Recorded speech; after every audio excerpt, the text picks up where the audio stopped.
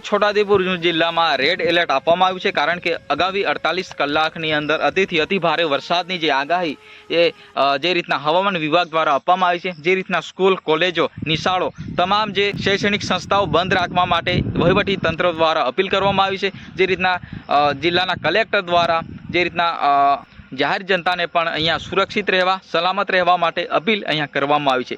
જે રીતના જિલ્લા વિકાસ અધિકારી ડીડીઓ, પોલીસ તંત્ર દ્વારા પણ અહીંયા પૂરતી કાળજી લેવામાં આવી છે। ગામની અંદર કોઈ પણ આપત્તિજનક સ્થિતિ આવે ત્યારે વહીવટી તંત્ર અથવા પોલીસ તંત્રનો સંપર્ક કરો, એ રીતના પણ લોકોને અહીંયા જાગૃતિ આપવામાં આવી છે। મિત્રો, આ પ્રકારની આપત્તિજનક સ્થિતિમાં પહેલાં તો આપણે જાતે કાળજી રાખવી પડશે અને ક્યાંક ને ક્યાંક સરકાર તંત્ર દ્વારા પણ અહીંયા જે રીતના આપણને આપત્તિજનક સ્થિતિમાં જે સહારો રૂપે આપણને મદદ તો કરવામાં આવશે, પરંતુ પહેલાં આપણે જાતે એલર્ટ રહેવું પડશે, કારણ કે હવામાન વિભાગ દ્વારા જે રીતના આગાહી આપવામાં આવી છે એ રીતના જબરજસ્ત રીતના છોટાઉદેપુર જિલ્લામાં અતિથી અતિ ભારે વરસાદ વરસી રહ્યો છે અને ક્યાંક ને ક્યાંક આગામી સમયમાં પણ, કારણ કે 1લી અને 2જી તારીખ સુધી જે રીતના આગાહી મળી રહી છે એ રીતના વરસાદ એ હવામાન વિભાગ દ્વારા અહીંયા આગાહી આપવામાં આવી છે।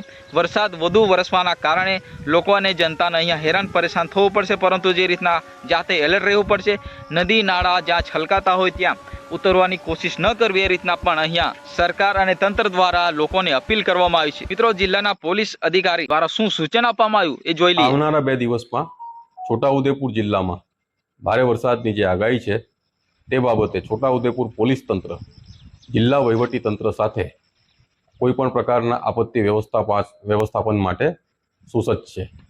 સ્ટેટની એસડીઆરએફ અને એનડીઆરએફ ટીમો જિલ્લામાં તૈનાત છે। તે ટીમોની સાથે કામ કરવા માટે પણ પોલીસ તંત્ર તૈયાર છે।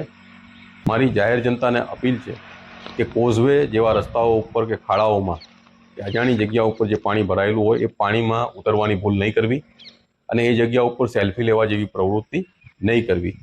સોશિયલ મીડિયા ઉપર કોઈપણ પ્રકારની અફવા ફેલાવવાથી દૂર રહેવું। પોલીસનું મુખ્ય કામ ટ્રાફિક વ્યવસ્થાપન કરીને જે રિહેબિલિટેશન અને વિસ્થાપન કરવાનું જે કામ હશે તે કામમાં વહીવટી તંત્રને સપોર્ટ કરવાનું કામ છે, જેના માટે પોલીસ તંત્ર તૈયાર છે।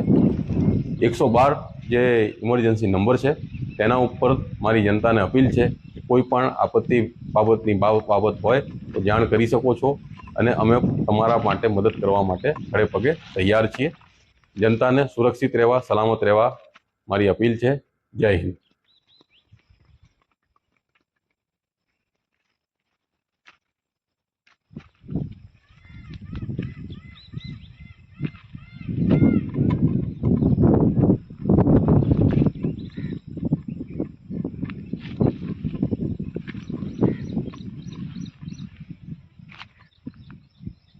તો મિત્રો, અહીંયા આપણી પણ અપીલ છે, ઘરમાં રહો, સુરક્ષિત રહો। જી હા મિત્રો, ફરી મળીએ નેક્સ્ટ વિડીયોમાં। જય હિન્દ, વંદે માતરમ।